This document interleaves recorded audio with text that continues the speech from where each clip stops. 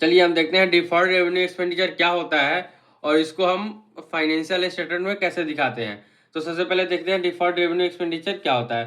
तो ऐसा revenue expenditure जिसका बेनिफिट हमें मोर देन 1 ईयर तक मिलता है उसको हम डिफर्ड रेवेन्यू एक्सपेंडिचर कहते हैं। For example heavy advertisement expense for launching a new product.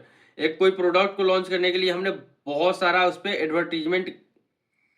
Advertisement करा, तो जो एडवर्टीजमेंट एक्सपेंस है उसको हम डिफर्ड रेवेन्यू एक्सपेंडिचर कहते हैं। क्यों? क्योंकि इस एडवर्टीजमेंट का बेनिफिट हमें मोर देन 1 ईयर तक मिलेगा। इसका फीचर देख लेते हैं।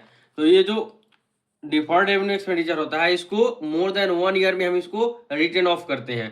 पूरा एक ही साल में हम इसको रिटर्न ऑफ नहीं करते हैं, ठीक है। और जो हम एवरी ईयर करते हैं, फॉर एग्जांपल 5 लाख हमने एडवर्टीजमेंट पर एक्सपेंस करा, तो हम 1 साल एवरी ईयर हम रिटर्न ऑफ करेंगे।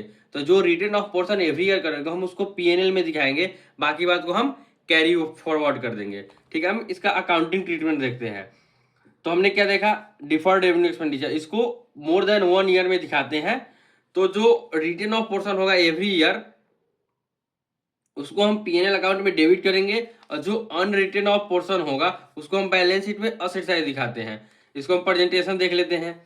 तो पीएनएल में जैसे डिफर्ड रेवेन्यू एक्सपेंडिचर जो रिटर्न ऑफ पोर्शन होगा उसको हम पीएनएल में डेबिट साइड दिखाएंगे, और जो बैलेंस होगा अनरिटर्न ऑफ तो उसको हम बैलेंस शीट में असेट साइड दिखाएंगे। होप आपको समझ में आया होगा।